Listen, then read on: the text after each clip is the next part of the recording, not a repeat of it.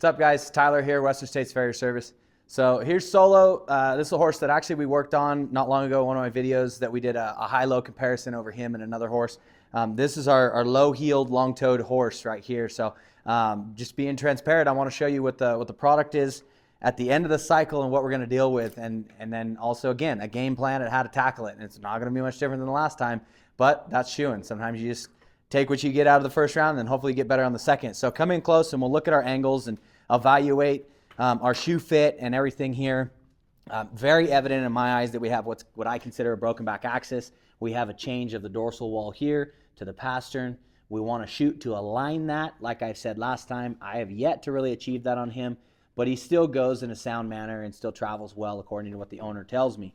So today we're not going to do anything fancy or out of the ordinary on him, aside from see if maybe I can get a little bit better shoe set on him than I did last time. I wasn't thrilled with how the shoe set was because I knew it was going to result in a longer toe. If sometimes you can't get that shoe back to, an eighth of an inch further back than you want it to, or whatever it is. It's amazing what an eighth of an inch develops into at the end of the cycle. So tag along and hopefully we'll see a better product at the end here and see what it looks like. So shoes in good shape. Maybe we'll reset them. We'll see if they fit. So again on this one, the last time we did him, I made sure to emphasize staying out of the sole because he's very thin-soled, and anything you do on the bottom of the foot is going to impact sometimes the soundness of them. And so to take what sole protection is there, the little bit that he does have, could be a detriment. So we're probably going to have the same look at him this time. So get this mud out of the way, and then you can probably see some protruding bars. Yep, pushed up sole, just like that. So now I've had some questions about the sole prep on a couple of horses on the videos and why sometimes I don't expose the frog a little bit more. And personal preference in my eyes, I have gotten myself in trouble with knifing too much because, to be honest, it's fun when you got a sharp knife. It's really fun to knife this frog down and really define it nice and pretty and get this nice pretty sole going. But I get hesitant on some horses because people don't like it when their horses get sore. So I try and be a little bit cautious on my knife prep now. So I do like our growth. We have some good depth right there.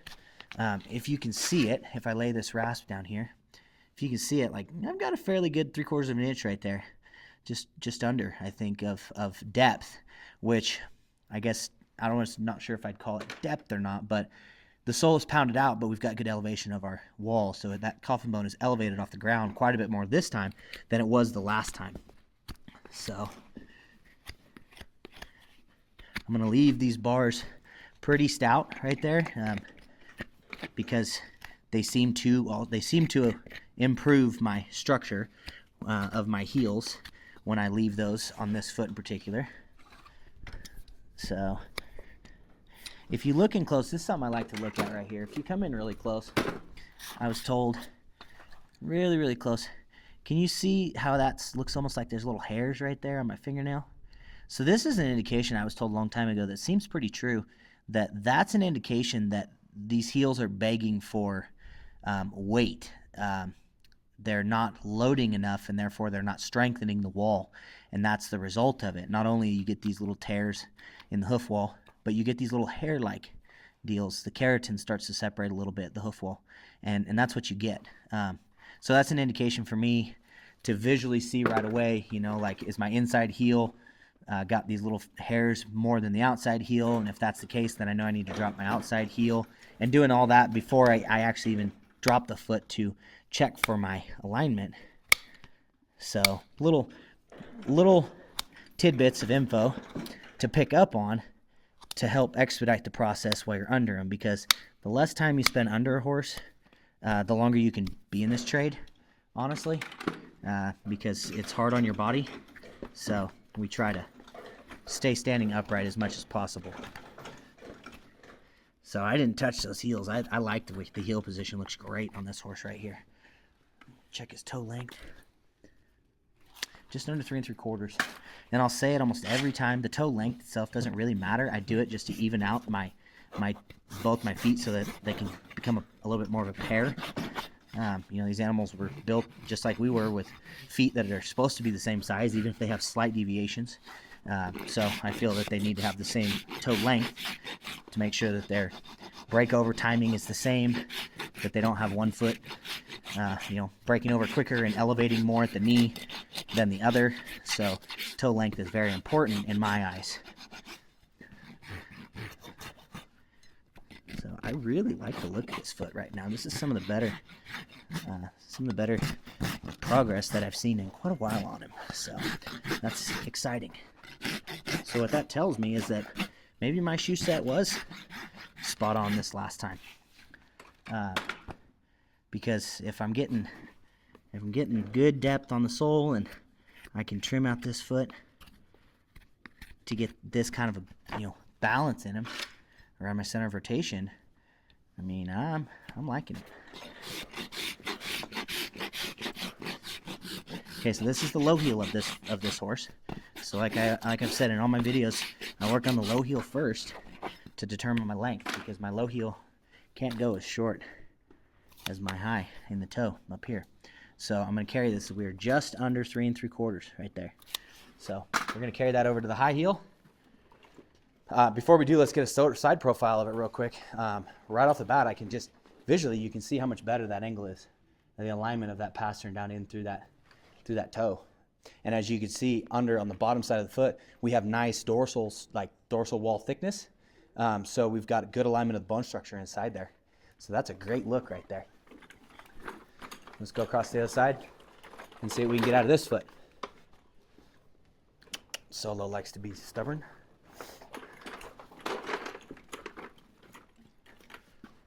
Okay, one thing to note here, as soon as I pick this foot up, I see a seam right up through these heels like this, and then I see this frog's kind of trashy. It's not very defined. What this tells me is that we've got an imbalance of our heel structure here. When he's landing, one heel is landing first, and it's shearing his heels just ever so slightly enough to where it irritates that. And I've noticed when that happens, you get that seam up there, and it's just basically development of thrush. And you're giving that thrush somewhere to go by having these heels be uneven slightly and shearing. You see that very commonly in horses that have a deviation in the limb and they have a funky stride.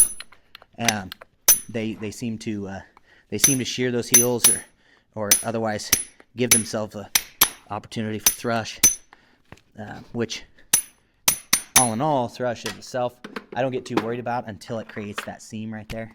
And then it's something that you really need to pay attention to and deal with. There's multiple topical products that you can put into your system to treat that. My favorite personally is a light grade antibiotic. It's called Tomorrow. It's actually mastitis medicine, cow mastitis medicine. So far I was told about that from a local farrier here, and it has worked phenomenally well. So I tend to use that the most. And again, so we've got some really good depth right here. Concavity is beautiful. I like to evaluate concavity. If I can get concavity out of a foot like this, you know, obviously there's downsides to it, meaning they've got thinner soles. But if I can get concavity out of a foot naturally like this without having a knife, then I know my foot is functioning appropriately, or should I say the hoof capsule is functioning appropriately with the limb. And a foot that is functioning correctly with the limb naturally carries concavity. You shouldn't have to knife concavity into a foot. So we're going to clean this frog up just a little bit, maybe clear it out so it's a little more accessible for some doctoring. I know the client and I have talked about thrushing this foot before, so I do know that she doctors on the regular, so I'm not too worried about it. It's just his build conformation and the way he goes is what creates that unevenness in those heels. So, okay, like I said, I've stayed out of this inside because I don't need to take that. Now this is our high heel. We tend to grow more toe length, and it tends to run and dish on this foot. Our first measurement is the same as that, but my first tool to use is going to be my rasp on this foot rather than the other side. I nipped the front half of the foot. This one, I'm going to take some of that dish out of that foot from right here, and then I will address the bottom when I get this capsule backed up a little bit.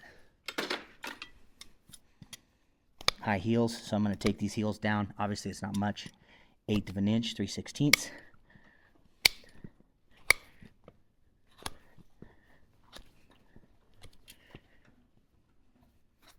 One other thing too that I've noticed that really helped me with my nipper passes and accuracy is when I run my rasp around the foot like this, I create a flat ledge on this outside here.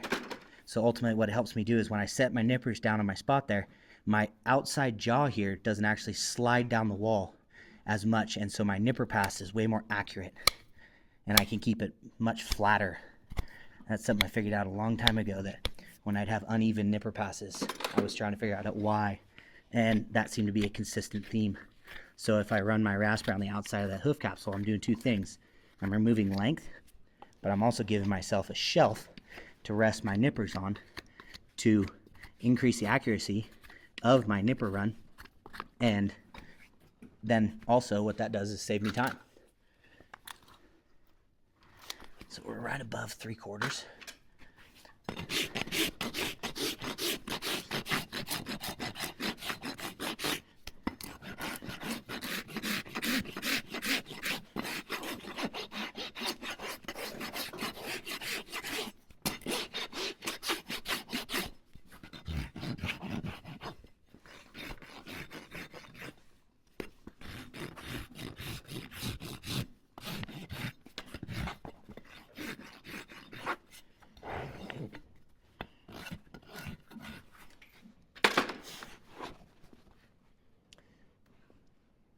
Wiggly booger. Sweet. Okay, let's go clean these shoes up, put them back on. So we have some resets, but looking at the shape of the shoe, I wanted to change a few things on them before we put them back on. There are some horses on the schedule that, you know, I can pretty much shape an identical shoe to and fit up, and they just naturally stay balanced. But you know, shoeing in general is just a management deal, and sometimes you've got to do slightly different shapes to the shoe to achieve different fits, to achieve different weight bearing of the foot, and encourage certain growth patterns. So tiny variations sometimes need to happen to the shoe, and it's amazing what subtleties you integrate into the shoe will change the growth pattern of a horse's foot. And I've talked about it previously in some of my other videos, but the growth pattern and what they look like at 6 weeks is your truest form of study, and it tells you exactly where you're lacking or what you need to do better or what you need to do different, or if you nailed it last time. When you come back and a horse's foot, you know, if it looks great and it's got a perfect alignment, it hasn't changed, then man, you nailed it. But if it looks like it just fell apart and you know, there's something that's telling you a story, you just got to read it.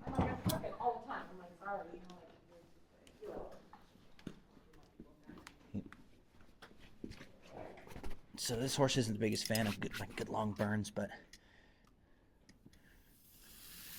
I want to come off the toe on this foot about 1/8 of an inch.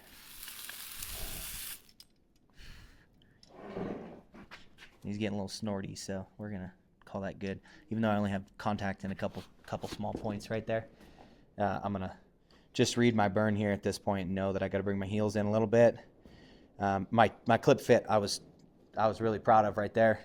I mean, that shoe, as soon as I set on the foot and pulled it back into those clips, it set back right where I wanted it to. So that's a perfect clip fit in my eyes, to where you're taking shear off the nails, but you're not having to really force that shoe back and quote unquote restrict that foot from growing, expanding, and contracting, stuff like that. Because on these shoes where they're actually side clips instead of quarter clips, you do occasionally impact that expansion and contraction if they're not fit properly.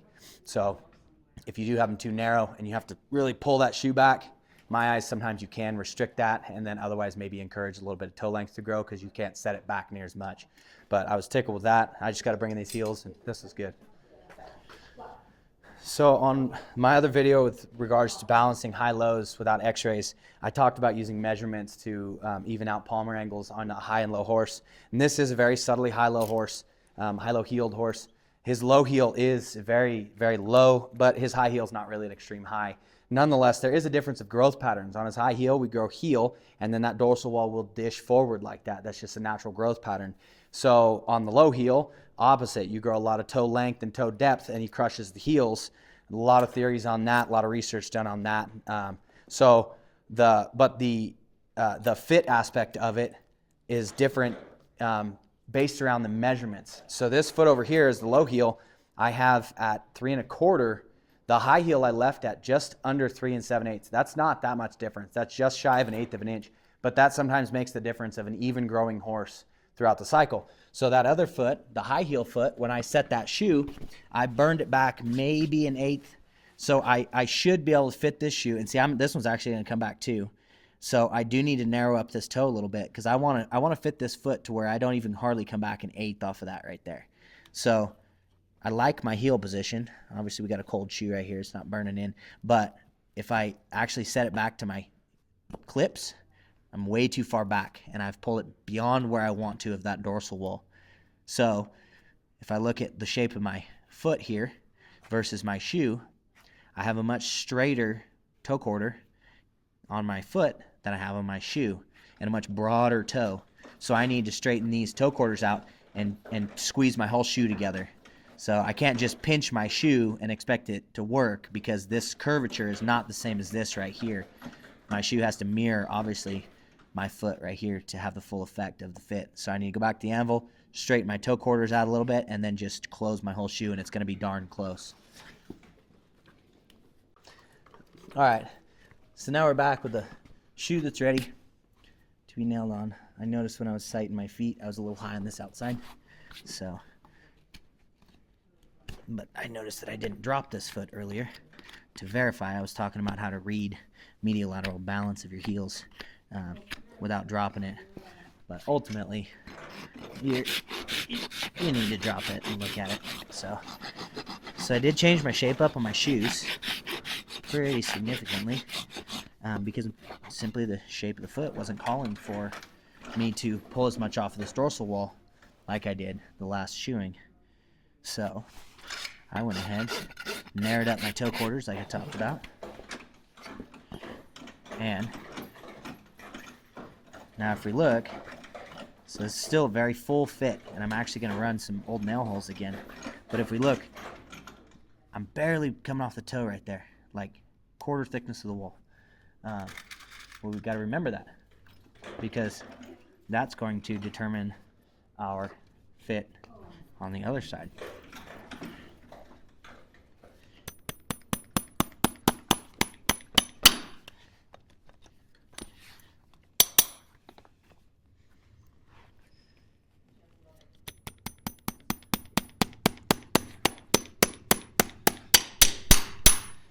For the purpose of the video, I'm going to go ahead and set this shoe, go to the other side real quick.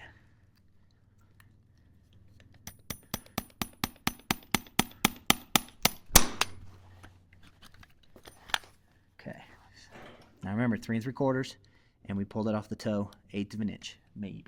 And we go to the other side using the measurement system.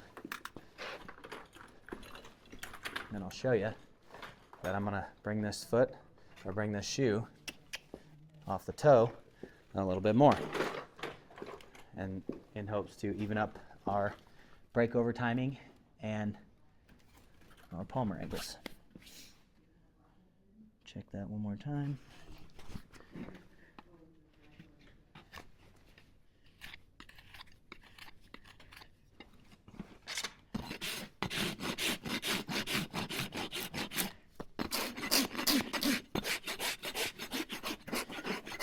Because I had how I burned my shoe and flattened my shoe, I ended up leaving my quarters a little high. Flatten those out. Okay. Tap that shoe back to where those clips were burned. So now this one I have set back almost 1/4 of an inch. So the difference of the two before I put the shoe on was 1/8 of an inch. So I need to make up the difference because now I set this left front back 1/8 of an inch, which made this foot 1/4 inch shorter in all over this one. So now I got to set this one back 1/4 inch, which is good because now I take some of this dish out of this dorsal wall.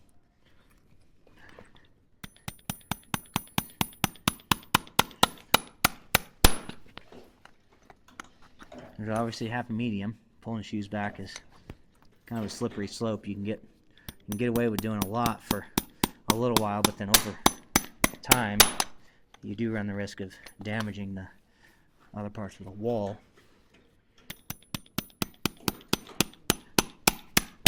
Solo's particularly spicy today. Super fun to work on.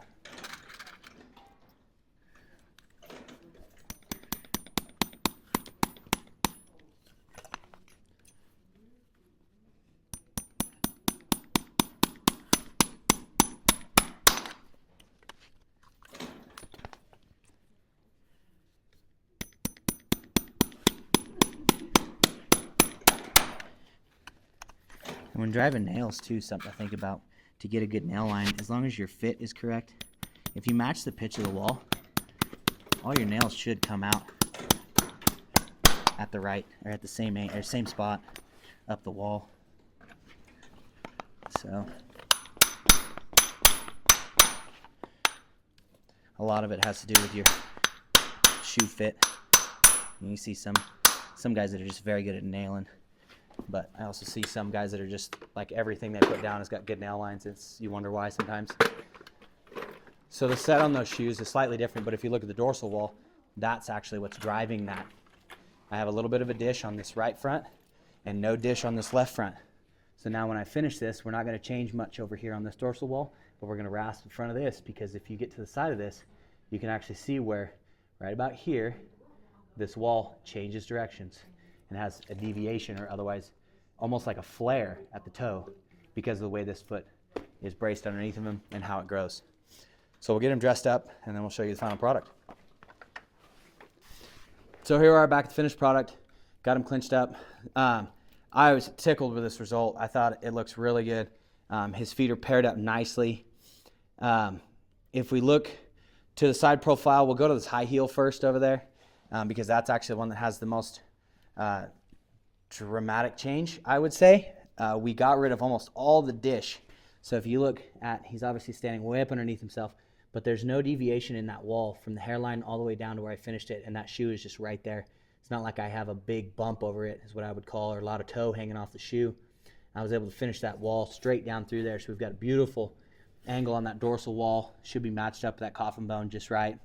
And likewise, I feel that this low heel here, granted, we're not perfect, but like I said in the first video, I don't know if I've ever got it on this horse perfect, but I feel that our alignment is far better right now than it was.